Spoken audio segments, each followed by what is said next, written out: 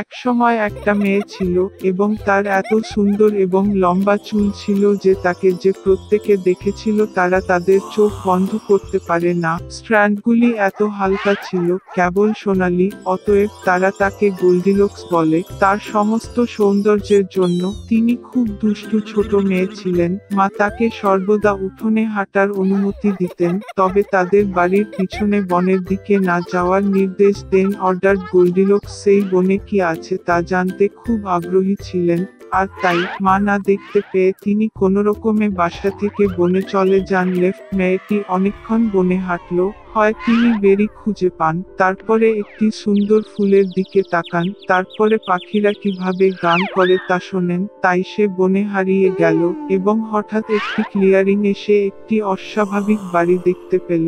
Goldilocks নিঃশব্দে তার কাছে এসেছিল।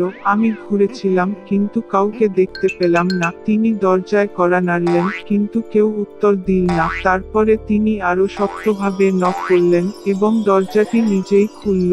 গোল্ডিলক্স সাবধানে প্রবেশ করল। তিনটি ভালুক সেই বাড়িতে থাকত। একটি ভালুক বাবা ছিল, বড় এবং নোংরা, অন্যটি ছিল মাদার ভাল্লুক, এটা আরো ছোট ছিল, তৃতীয়টি ছিল একটি ভালুক। ভালুকগুলি বাড়িতে ছিল না কারণ তারা জঙ্গলে বেড়াতে গিয়েছিল।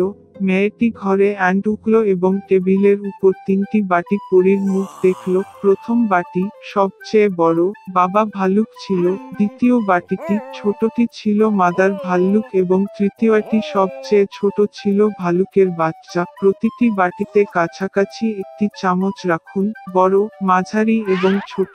গোল্ডিলক্স এত ক্ষুধার্ত ছিল যে সে প্রথমে একটি বড় বাটি থেকে খেতে চেয়েছিল। তিনি সবচেয়ে বড় চামচ নিয়েছিলেন, পরিচটি নিয়েছিলেন, স্বাদ পেয়েছিলেন, তবে দরিদ্রটি খুব গরম ছিল। তারপরে সে একটি মাঝারি চামচ নিয়েছে, পরিচটি নিয়েছে, স্বাদ পেয়েছে, তবে দরিদ্রটি খুব শীতল ছিল। অবশেষে সে একটি ছোট চামচ নিয়ে ছোট বাটি থেকে দইটি স্বাদ গ্রহণ করল। এই পরিচ গরম বা ঠান্ডা ছিল না, ঠিক ঠিক। আর গোল্ডিলক্স ছোট্ট বাটি থেকে সমস্ত দই খেয়ে ফেলল। খাওয়ার পরে মেয়েটি বসতে চেয়েছিল এবং চুলার কাছে তিনটি চেয়ার দেখতে পেল, একটি বড়, আরেকটি ছোট এবং তৃতীয়টি খুব ছোট, একটি ছোট বালিশ দিয়ে উইথ। প্রথমত তিনি বৃহত্তম চেয়ারে ওঠার চেষ্টা করেছিলেন কিন্তু পারেননি। তারপরে মেয়েটি মাঝখানে চেয়ারে বসার চেষ্টা করেছিল, তবে এটি খুব শক্ত এবং অস্বস্তিকর ছিল।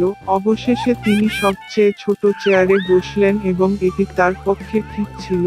গোল্ডিলক্স চেয়ারটি এত পছন্দ করেছিল যে সে তার উপর দুলতে শুরু করে। চেয়ারটি ফেটে গেল, ভেঙে পড়ল এবং সে মেঝেতে পড়ে গেল। মেয়েটি উঠে অন্য ঘরে গেল। তিনটি বিছানা ছিল, বড়, মাঝারি এবং ছোট। প্রথমত গোল্ডিলক্স প্রথম বিছানার উপরে উঠেছিল, তবে এটি খুব উচ্চ এবং শক্ত ছিল। আমি মাঝখানে শুয়ে পড়লাম, এটি খুব প্রশস্ত এবং নরম ছিল। মেয়েটি তৃতীয় বৃহত্তম বিছানায় শুয়েছিল, তিনি তার জন্য ঠিক ছিল। গোল্ডিলক্স এত আরামদায়ক এবং আরামদায়ক বোধ করেছিলেন যে তিনি দ্রুত ঘুমিয়ে পড়লেন। ভালুক পরিবার ঘরে ফিরে মেয়েটি দ্রুত ঘুমিয়েছিল।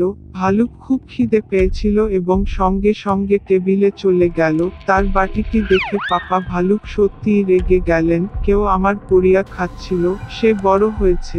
ভালুক মাও তার বাটিতে ঢুকলেন এবং কম জোরে গুজিয়ে উঠলেন, আমার বাটি থেকেও কেউ খাচ্ছিল। এবং ভালুক শাবক তার খালি বাটিটি দেখে উচ্চস্বরে চিৎকার করে বলেছিল, কেউ আমার বাটি থেকে খায়নি, সে আমার সমস্ত পরিয়া খেয়েছে। ভাল্লুকের গন্ধে কিছু ভুল ছিল। টেবিলটি রেখেছিলেন এবং চারদিকে তাকাতে শুরু করলেন। বাবা ভালুক খেয়াল করলেন যে কেউ তার চেয়ারটি সরিয়ে নিয়ে গেছে এবং ভয়াবহ কণ্ঠে বেড়ে উঠেছে, কেউ আমার চেয়ারে বসেছিল। মা ভালুক তার চেয়ারের দিকে তাকিয়ে অভিযোগ করলেন, কেউ আমার চেয়ারে বসেছিল এবং এটিকে সেখানে থেকে সরিয়ে নিয়েছে। এবং তারপরে ভালুক তার ভাঙা চেয়ারের দিকে তাকালো এবং আবার জোরে চেঁচিয়ে উঠল, কেউ আমার চেয়ারে বসেনি, তবে ভেঙেছে। তিনটি ভাল্লুক সাবধানে শোবার ঘরে কেউ আমার বিছানায় শুয়ে পড়ে গুড়িয়ে দিয়েছিল। ভীষণ কণ্ঠে বাবা ভালুক গর্জে উঠল এবং কেউ আমার বিছানায় শুয়ে পড়ে তা গুঁড়িয়ে দিয়েছিল। মা ভাল্লুককে ফুটিয়ে তুলেছিল। টেডি বিয়ার তার বিছানার দিকে তাকিয়ে আবার কেঁদে উঠল, কেউ আমার বিছানায় শুয়ে আছে। এবং তারপরে তিনি মেয়েটিকে দেখেন এবং একটি পাতলা কণ্ঠে স্কুয়েলে বলেছিলেন, এবং এখনো তার মধ্যে ঘুমাচ্ছে। বাবা এবং মা ভাল্লুক বিছানায় গিয়ে দেখলেন একটি ছোট মেয়ে সেখানে ঘুমিয়ে আছে। গোল্ডিলক্স ভালুকের বাচ্চাটির কান্না থেকে জেগে উঠল এবং খুব ভয় পেয়ে গেল। তার সামনে 3টি ভাল্লুক ছিল। তিনি তাৎক্ষণিকভাবে বাসা থেকে ঝাঁপিয়ে পড়লেন এবং পিছন ফিরে না তাকিয়ে তার চোখ যেখানেই ছুটে গেলেন। মেয়েটি দীর্ঘকাল দৌড়েছিল, খুব ক্লান্ত ছিল এবং তারপরে সে তার মাকে দেখেছিল যে বনে তার নিখোঁজ মেয়েটির সন্ধান করছে। তারপর থেকে গোল্ডিলক্স সর্বদা তার মায়ের কথা শুনেছিল এবং তার অনুমতি ব্যতীত কিছুই করেনি। তিনি খুব বাধ্য, দয়ালু এবং ভালো মেয়ে হয়েছিলেন। ক্রিসমাস উপলক্ষে ফ্রিজ এবং মেরি তাদের উপহারগুলি প্যাক করার জন্য অপেক্ষা করছিলেন। হঠাৎ দরজায় কড়া নাড়ল। হাতে একগুচ্ছ উপহার ছিল তাদের চাচা। বাচ্চারা তাকে দেখে খুব খুশি হয়েছিল। তারপরে তারা উপহারগুলি আনপ্যাক করতে শুরু করে। মেরি অভিনব পুতুল, খেলনা, খাবার এবং একটি সুন্দর সিল্কের পোশাক পেয়েছিলেন। ফ্রেড যা চেয়েছিল তা পেয়েছিল, একটি দুর্দান্ত ঘোড়া এবং একটি মাউসকিং। মেরি খেয়াল করলেন গাছের নিচে একজন সৈনিক রয়েছেন। এটি ছিল নটক্র্যাকার, খুব সুন্দরভাবে বাদাম সংকুচিত করার জন্য ডিজাইন করা হয়েছিল। মেয়েটি সত্যিই এটি পছন্দ করেছে, তবে ফ্রিজ বলেছিলেন এটি তার উপহার এবং এটি তার বোনের কাছ থেকে নেওয়ার চেষ্টা করেছিলেন। বাচ্চারা এতক্ষণ নিউট্র্যাকারকে প্রসারিত করেছিল যে তারা তার হাতটি ছিঁড়ে ফেলেছে। ভাঙা খেলনা ছেলেটির জন্য অপ্রয়োজনীয় হয়ে উঠল। মেরি খুব বিরক্ত হয়ে কান্নায় ফেটে গেল। তবে আমার চাচা সৈনিককে মেরামত করতে পেরেছিলেন। মেয়েটি খুশি হয়ে তাকে আলতো করে জড়িয়ে ধরল। দিনটি খুব ব্যস্ত ছিল, তাই তিনি শীঘ্রই ক্লান্ত হয়ে পড়লেন এবং ঠিক গাছের নিচে ঘুমিয়ে পড়লেন। ঘুমের সময় মেরি অদ্ভুত শব্দ শুনতে পেলেন। তারা মাউস ফাস্টমথ ছিল। মেয়েটি চোখ খুলল। বাড়ির জিনিসগুলি তাদের চেয়ে অনেক বড় মনে হয়েছিল এবং যে গাছের নিচে সে ঘুমিয়েছিল সে গাছটি একেবারে বিশাল আকার ধারণ করেছিল। মেরি বুঝতে পেরেছিলেন যে এটি যে বস্তুগুলি বৃদ্ধি পেয়েছিল তা নয়, বরং সে হ্রাস পেয়েছিল। হঠাৎ তার সেনাবাহিনী নিয়ে মাউস কিং অবাক হওয়া মেয়েটির চোখের সামনে উপস্থিত হল। মেরি খুব ভীতু হয়ে পালাতে চাইলেন, কিন্তু বিশাল ইঁদুর তাকে থামিয়ে দিয়েছিল এবং তারপরে একটি অলৌকিক ঘটনা ঘটল। নিউট্র্যাকার তার পায়ে ঝাঁপিয়ে পড়ে মেয়েটিকে ধরল। তারা তৎক্ষণাৎ বইয়ের শেলফে গাছটি উপরে উঠেছিল এবং এটি ফ্রেডজের খেলনাগুলিতে পড়ছে। চীনের সৈন্যদের পুরো সংগ্রহ ছিল। নিউট্র্যাকার সাহায্যের জন্য ডেকেছিল। সৈন্যরা সঙ্গে সঙ্গে তাদের পায়ে ঝাঁপিয়ে পড়ে তার পিছনে দৌড়ে গেল। নটক্র্যাকার সেনাবাহিনীর কমান্ড গ্রহণ করলেন এবং সৈন্যরা মাউস রাজার সেনাবাহিনীর সাথে লড়াই করতে লাগলো। খেলনা এবং ইঁদুরগুলির মধ্যে লড়াই ছিল মারাত্মক, তবে দুর্ভাগ্যক্রমে অনেকগুলি ইঁদুর ছিল এবং নিউট্র্যাকার বাহিনী পরাজয়ের শিকার হতে শুরু করে। মেরি এটি দেখে তার লুকানোর জায়গা থেকে দৌড়ে গেল। সে তার জুতোটি মাউসকিংয়ের দিকে ছুঁড়ে মারল এবং তাকে সরাসরি মাথায় আঘাত করল এবং সে অজ্ঞান হয়ে মেঝেতে পড়ে গেল।